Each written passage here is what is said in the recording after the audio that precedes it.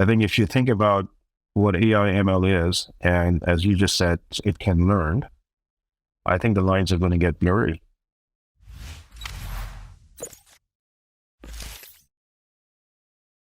I actually used ChatGPT to write some interview questions. It was pretty fascinating. So I took what your history was, your bio on LinkedIn, and I said, "Hey, ChatGPT, I'm talking to him today. Here's his background, here's his bio." And then I said, "This is the type of startup he's building." And I just told it a bunch of stuff about you. So now they know about you. The AI does. Yeah. And then That's so cool. And I'm not surprised, you know what, because we played around with it too. I played around with it. And I mean, so first I was just, what it spit out was just insanely amazing. I asked just stuff like, why would anybody use usage-based pricing? Or why is usage-based pricing better, right? Or how would you get started? I think something along those lines. And man, it literally just spit out line by line, sort of pretty much a playbook.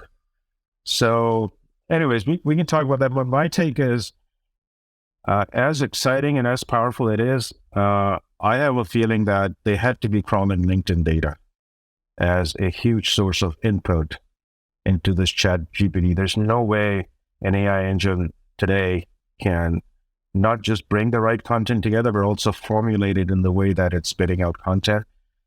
Anyway, that's my thesis. Like they have behind the scenes view that Google does not. And considering that, Chat GPT is Microsoft and Reid Hoffman sponsored and all that good stuff, this stuff, oh yeah, you know what I'm saying? Like there's no way, Joel, this, like some of the stuff, what AI engine, man? I mean, AI engine we know what it is, but I think what they have built is a huge classification mechanism. Once you have the content, yes, in real time, question comes up, which blocks to bring together and how to sort of structure them. And that's magic right there itself. But there's no way that there's some AI engine out there that's articulating what is the value of usage-based pricing relative to subscription. I mean, it had to be curated by something that's already out there. Like if you look at the, first is a LinkedIn profile, like I've written about this stuff and I've written articles on LinkedIn, and then LinkedIn has specific groups where people talk about this stuff, right? So there, if you take those, that input into an AI ML engine, yeah, now you got, a good source of input that you can do something better on top. So this is, I think, something that's been off limits to Google. So this stuff, I just amazed nobody has really talked about this or even asked about this. Hey, what's going on potentially behind the scenes? But what's your take? Anything? I think they have to have access to the LinkedIn data. Yeah, I haven't asked it about LinkedIn stuff. I don't know where they're getting their information.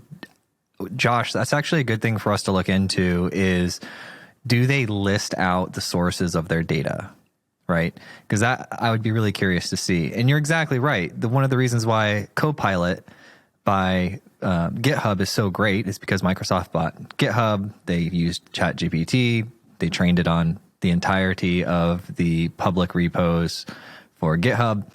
It makes sense that I'm sure somewhere in LinkedIn, there's a line in the privacy policy that's going to allow it. I for sure, I think. And I think this is like, if you just kind of work your way backwards, I think just how the group, how the group came together. I mean, who's behind it. I mean, all the power to them. I think it's ultimately a good thing and force for the good. But I think they do have some competitive advantage that they have some behind the scenes view into things that others do not. Oh, 100%. Yeah. And honestly, I kind of want them to, because America as a country, which I love, I'm a huge fan of America. It's given me everything, right? But we are falling behind as a country as far as technological innovation and AI initiatives, publicly at least. I don't know what's going on behind the scenes governmentally, but publicly we're falling behind. You'll see spots like Canada and China advancing way farther in their programs in AI. So the idea that this is happening, partly on American soil by a U.S. citizen, I think Musk is technically a U.S. citizen. That's great, because then we get the open one. I think we can all trust Musk a little bit, because I've been watching him for 10 years. And I love the idea when I first heard about it. let's make this, it's going to happen anyways. He was scared. He ran around. Have you heard the story about him running around to the government trying to tell them like to stop this? And then when they said no, he ultimately just said, all right, we're going to build it first. Yeah. Yeah. I heard him talk about that, if it's not under some guidelines, they could kind of, get out of control. I remember him talk about it in that context. And I think this is true. I mean, if you look at ChatGPT, I think it shocked a lot of people, like what it is capable of doing. I think it's a huge leap forward, because prior to ChatGPT, it was a little bit of this, a little bit of that, a little bit of enhancement here, there, whatever you might have, in e-commerce or, but I think ChatGPT is just like, it was sort of this big leap, right, that we look for in tech, sort of, an exponential growth curve, right, a step function growth. And so, yeah, I think, I don't know where he stands on this, but he's not part of this group, is he? Elon Musk? Yeah. Well, he is? He is, okay. Yeah. At least that's what, and Josh can fact check me, but he either was asked to be a part of it and didn't do it, or he's actively involved in it. I'm fairly certain he was one of the lead investors at the beginning. Interesting. Yeah. Yeah. Well, okay. So then, that's good. That's good. Yeah. And by the way, just you touched on something, as America. I mean, I'll give you my perspective as an immigrant. Let just be on the record. I mean, there's no country on this planet, despite all the problems that we have, that is still the most immigrant friendly and a platform for immigrants like me to come in and achieve a dream and really think outside the box. I mean, bar none. No place even comes close. Let me put it in those terms. So there's still, a bunch of things that are in flux right now of all the things that are happening with the divide and all that, but that still holds true, man. Yeah, and I don't have a ton of global experience with immigration, but I do have several friends that have immigrated, and some just have their green card, some have obtained citizenship, and they are honestly far more vocal than any other Americans I know about immigration issues, right? They get frustrated that they went through all the paperwork and the time and the process to get in, and that other people are getting in different ways. And so for me, I just let them run with that because they have more credibility than I do. Yeah. Fair enough. Yeah, no, there's that. That is for sure, right? Just the processes, I think, definitely can be improved. I think it's actually fallen behind over the years. But it is what it is. I think that for sure. And I also hear stories about folks who are kind of caught up on the short end of it, and it can be, pretty brutal. It can really have an impact. So I think, there's definitely a need for improvement there. But if you've come out of it, and I'm a living, case study, as there are several, many hundreds, thousands, tens of thousands. There's, the ecosystem that exists here, there's just nowhere else. And I've lived around the world. Like, I'm originally from India, but my parents' family moved to Europe when I was 13 years old.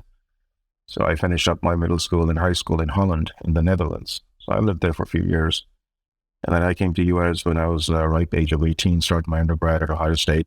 And it's never looked back, When you were doing your undergrad, was it in the technology field? It was, yeah. I went to Ohio State, did my computer science and engineering. And that was great. It was 4 years undergrad at Ohio State, and then I stuck around for another couple of years, worked in the greater Columbus area.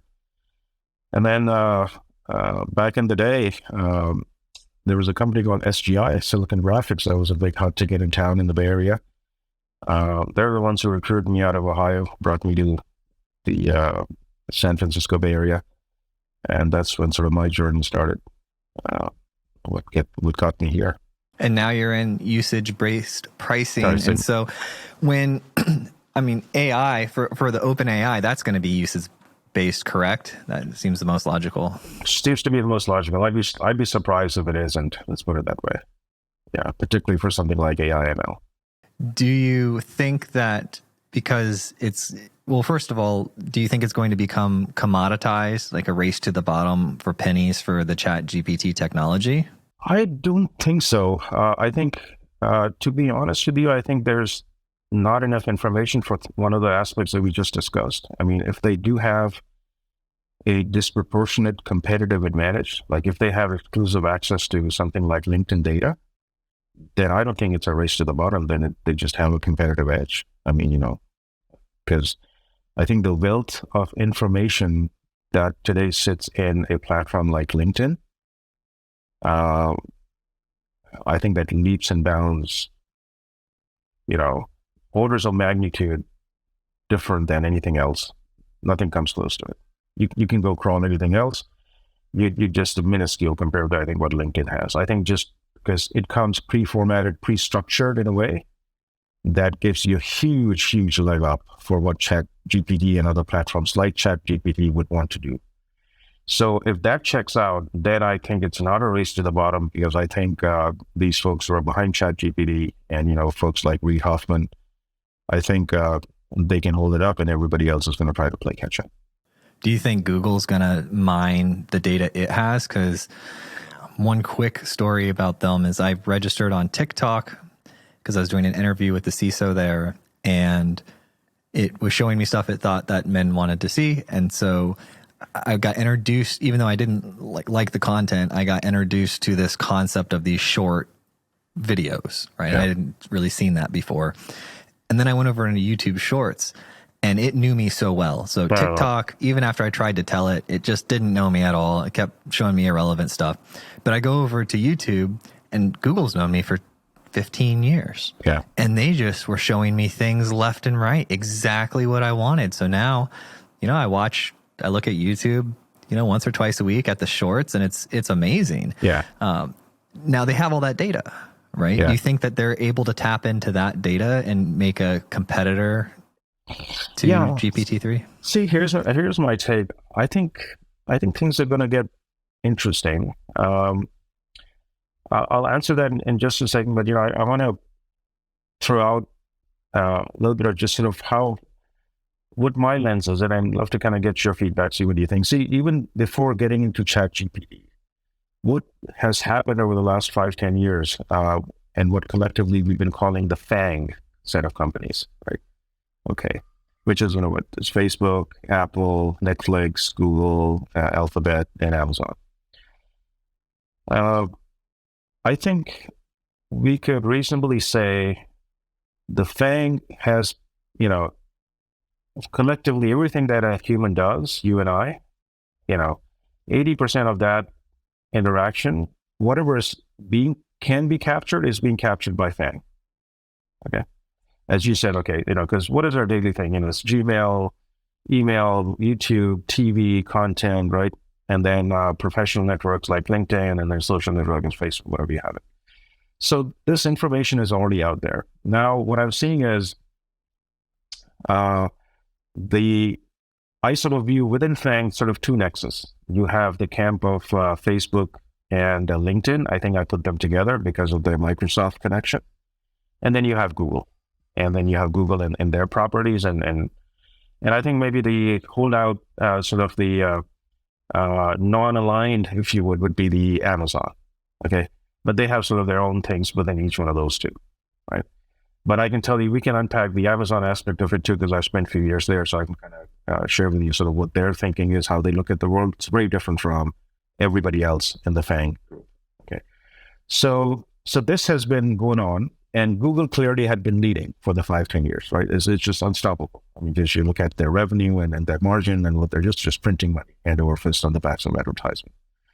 So one part of me says, I think ChatGPT is good because I think somebody can finally come up with that could potentially offer something to an average consumer out there as a matter of tools or value that could be just as profound and useful and in the flow of things, of daily things, as search is. Okay?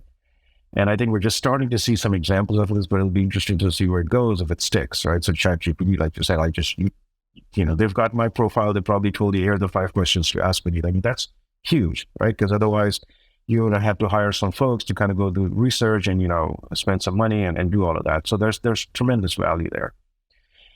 And I said, but it's still within FANG. So somebody else could not have done it. I could not have raised $100 million from a VC and say, I go build ChatGPT. unless I had a Reid Hoffman backing me and I had a connection to Microsoft and I could crawl LinkedIn and I could crawl Facebook, right? So I think what we're going to find is that if this is what it plays out, I think what ChatGPT will be able to give you will be on a value metric, perhaps over time, more than what Google can give you. I think to me, Google is still more in the realm of entertainment. Certainly they do their properties, they give you free tools, but then on the back of it, it's all advertisement. But I think ChatGPT is perhaps opening that canvas a little bit where work can get done at a productive level that we have not seen before. Okay. So I think there's a new vector coming into this whole equation.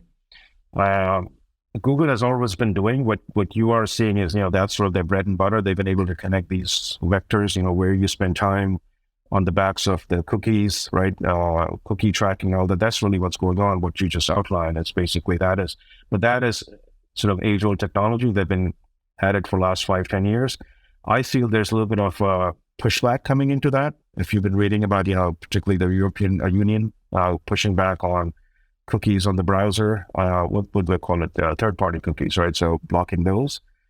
So I think there's a little bit of push there, and I say that because that aspect, Joel, I think is nearing its maturity curve. Right? I think people are ultimately sort of getting tired. Governments are discovering, it's kind of gotten a little too much, right? And I think we need to sort of temper it down or need to put some guardrails around it. But here comes ChatGPT, totally revolutionary in its early innings. I think there's a long ways to go before people will want to stop it because, quite frankly, consumers they want it. They're going to consume it. They want to see, they're excited by it. So anyways, that's sort of my take. So I'll go on. So what I'm saying at the end of it is I think the two for me are a little bit orthogonal. Google will continue to do what it is, but I think it's out of tricks when it comes to something like ChatGPT. Do you think ChatGPT can create new information from existing data sets and make inferences? I think eventually. I'm a little skeptical that it's already there today. I don't think it is. I'd be just shocked if it is, because, this is like achieving, this is like Ray Kurzweil achieving singularity, right? I think I'd be just shocked that it just happened in when did these guys start? 3 years back, 4 years back, or no longer? Thereabouts, right? I think so. Yeah. At least, yeah. So definitely I heard about it after I started the show, and I started it 6 years ago. So. Yeah. So, no, man, I think, if that's what's happening right now, so I'd be just shocked. I don't think they're there yet, but I do believe that they can get there. Because that they figured out that they have such a huge stepping, they launched on this great launch pad on the backs of LinkedIn and Facebook data. Yes, I think on the backs of that, as long as the input continues to come in, you know what I mean? So as long as, you and I continue to pay our way into LinkedIn and make sure that, we are updating our profiles. And, if I'm launching a company to do usage-based pricing, I'm writing my blogs and articles and all of that, I think they could eventually get there. I see a whole app store emerging, right? Like, let's say we've got a company that is, collecting like a Zoom Info, or Josh can remind me of what the other company is that I talked to some really bright people from, but so Dun & Bradstreet. Dun & Bradstreet. Yeah. Yeah. They have these massive data sets, right? And they're constantly scraping and updating and processing APIs and moving insanely amounts, like massive amounts of data around the world every day. And I could imagine that they could let an instance of their ChatGPT consume all of that, and then I can activate that as a source inside of ChatGPT for a fee, and then now my GPT knows all of this new stuff. Yeah. Do you think that's going to emerge? That's a fascinating idea. Now, the way you've outlined it, 100%, because I think if that is their goal, and I see why not, which sort of lends credibility to a little bit sort of what I'm saying is that you kind of have to bring some semblance of accurate data, right? So as we say, in God we trust, everyone else brings data. So I think, for you to leverage, at least today, what I see from ChatGPT, yes. So if you're ZoomInfo, you already have a directory, sort of white pages, right, of folks, their titles, where they work, and whatever that source is. I'm sure it's sort of traditional sources. They have people, they're crawling things, whatever is accessible, Wall Street, whatever you have it. So they have that repository. Yes. Now, if I can layer the ChatGPT engine on top of this repository, yes, I do believe that they could really streamline first their own operations, but further enhance and how quickly and the quality of what they can output to their users. I think that is pretty much a slam dunk. So I think what you just said, I hadn't thought of it that way, but yes, a marketplace of sort, right, an app store, yeah, certainly makes sense to leverage the ChatGPT engine in that way. I'm glad you're knowledgeable about this, because I've been thinking about this quite a bit over the past 2 weeks. So I grew up being a software engineer, did that for 17 years until the show got popular enough to where this became my full-time job. And then we started making shows for other companies. So that's the trajectory of it. But I still follow the technology and get to talk to great people like you doing interesting things. And I had never really been concerned about any technology. I mean, I see technology come and they'll abolish an industry, and it's always really clear, like, okay, this technology is emerging, maybe an accounting efficiency software. All right, that'll probably drop accounting team sizes at large corporations because they're automating mundane tasks. But when you see something like ChatGPT come out, it's brilliant. Like, I was trying to struggle to say how it's not intelligent. And I'll give you an example.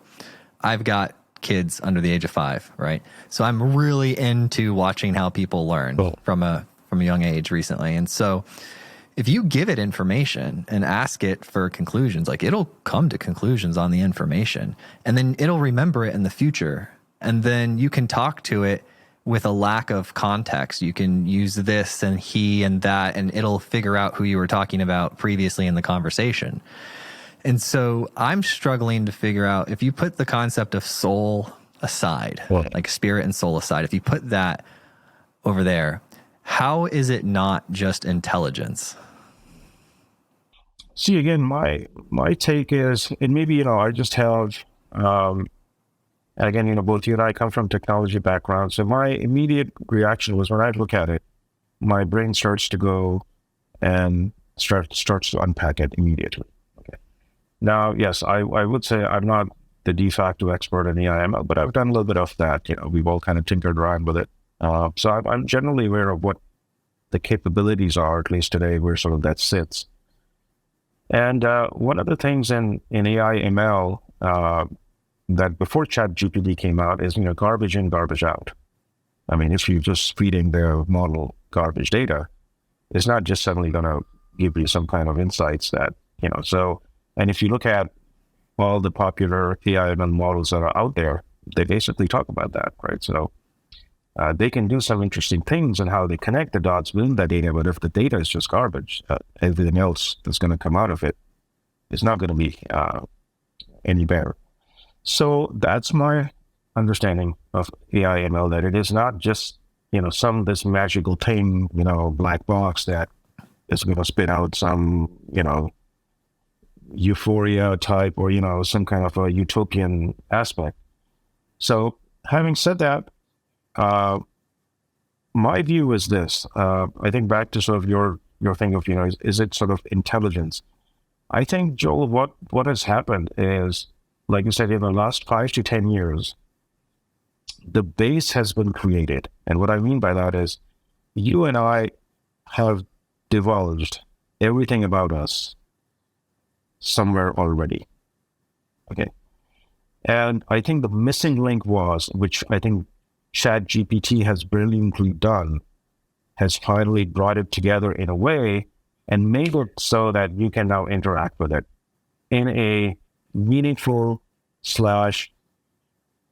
real-time way. So there is some technology leap there. I certainly call that out. But the data has already been out there. So what you just said, right, when your kids type in, or as you type in some information, it can actually can output a conclusion.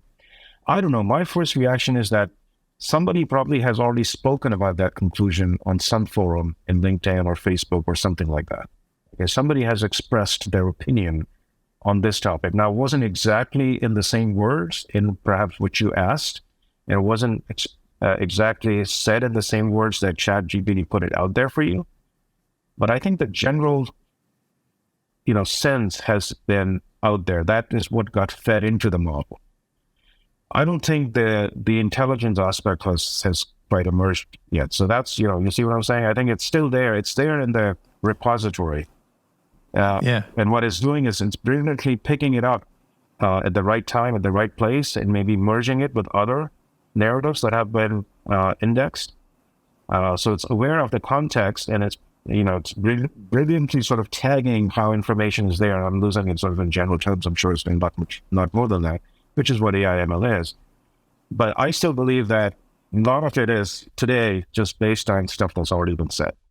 100%. It's consuming the collective intelligence of humanity and then being able to query it. But it can also learn, right? And so I was just trying to figure out, with spirit and soul aside, how do you differentiate organic human intelligence from computational intelligence? But what is the test, or in law you have to meet certain requirements for conviction and things like that? Like, what is the attribute that defines the difference between computational intelligence and human intelligence? I think if you think about what AI/ML is, and as you just said, it can learn, I think the lines are going to get blurry. I think we're already seeing some of that. Like, I come across these sort of these videos where somebody's talking, these snippets, and they tell you by this thing, well, this was computer generated, right? Mm-hmm. And unless somebody had told me that, there was no way I was figuring that out, right? So, yes, because somebody may have already said it, so the technology is able to superimpose, map it, put it in a context where a little bit of our own psychology, right? Because I'm sure there's a school of thought of this where, if you, the mind will immediately categorize something, right? Whether it's real or not, based on our experiences. And because now we are seeing things that look real, our mind immediately says, yeah, that is real. So I think the distinction between intelligence and the human aspect of, soul and that innate ability to sort of decide right from wrong, just as one of the examples, I think the lines are going to get blurry because it's going to play with our mind, and we just have not encountered that. Our mind has not been developed to pause, even when we see something that our mind tells real. We just don't have, I think, that DNA to, even when the mind is telling us that it's real, to pause and then question the mind. So I think, and that could be a little bit of certainly uncharted territory, and I think I think we'll have to tread that carefully. I agree. This is why my mind is so unsettled. Typically, I'll see a technology, I'll do the instant categorization, I'll see the clear path, and that's it. My mind understands it, and it wraps it up in a nice bow. Trying to figure out how GPT is going to impact the world is crazy. So one of the things I thought about was, let's say in general, it can replace a professional, like in the next 5 years, let's give it some time. In the next 5 years, it can replace a professional in 80% of professions that are a knowledge worker up to 3 years of experience, right? Well, what does that do to the job market, and what does that do to us as, business owners, right? Because it's our job to constantly be watching the market because it's competitive and it's a jungle out here, and you can just get sideswiped out of nowhere. So it's important to be aware of the new technologies coming, right? You don't want to be the blockbuster. But how do you think about that? Yeah, sitting here today, I'm still holding on to my optimistic lens, okay? And I think maybe we're just right at that inflection point where I think my own views will change in the next year or two, but I'm not there yet. And here's the reason why.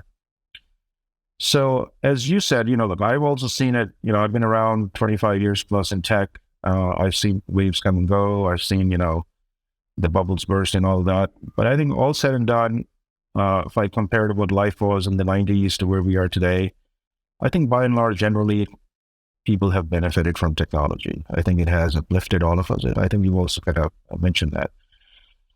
Now, okay, so here we are seeing perhaps a little bit of a step function leap, right? There's a compounded effect maybe we are seeing with this chat GPT. But at least the historical data tells us that an ecosystem typically follows that tends to, yes, reset the equilibrium, but generally moves things forward positively in driving overall economics and the standard of living.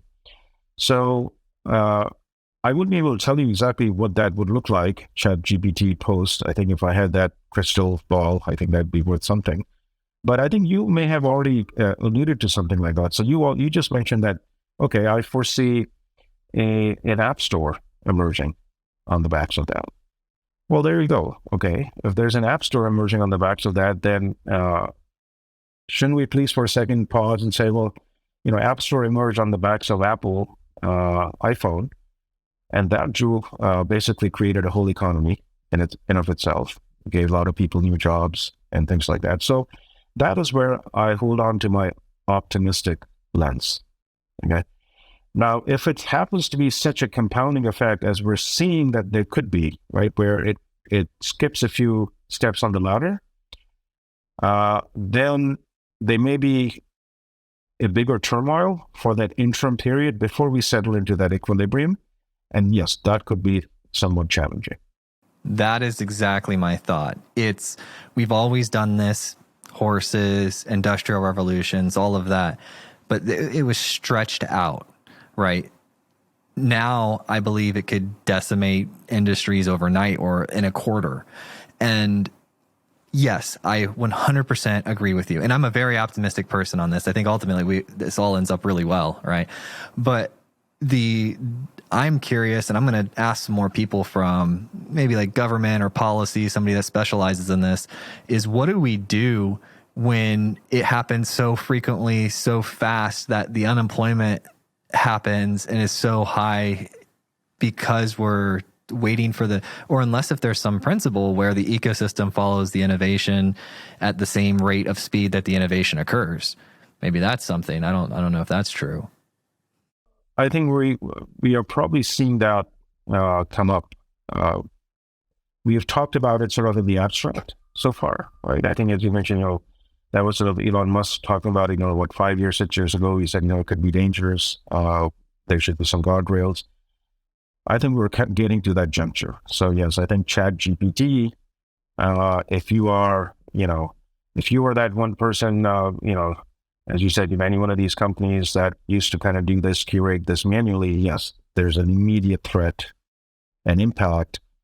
And because it could be on a large scale, then I think somebody will have to think about some guardrails. But that's kind of where the debate, I think, gets even further interesting because, guardrails are really the antithesis of innovation, right? And one of the reasons why Bay Area, generally speaking, United States and Bay Area in particular, where innovation has thrived, is because those guardrails were not there, and it let people kind of be creative and dream of things and go and chase those. And not everything was successful, but I think in large part because that autonomy existed, right?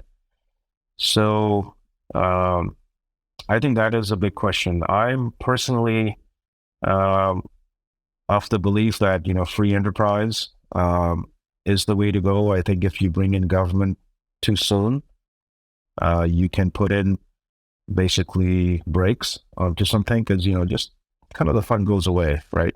But there's a moral aspect to this is what you're calling out. And I think we are going to find ourselves again in some uncharted territory where, yes, if you ask the person who's going to be impacted, we're talking livelihood, right? So, yeah, I think it's interesting.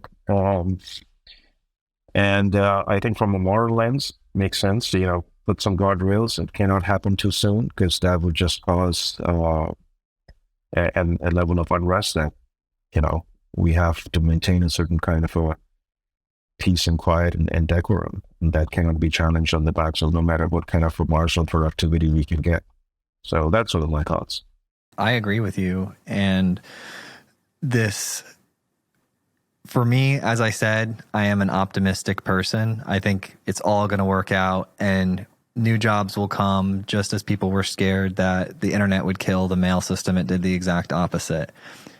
And I think it takes definitely a lot of faith, to get through that. And so the way I calm my mind down, well, first of all, I'm stealing your ecosystem follows innovations and resetting the equilibrium, because when you said that, it was incredibly clear. So that helps me feel good about processing this as a whole, right? So that is brilliant.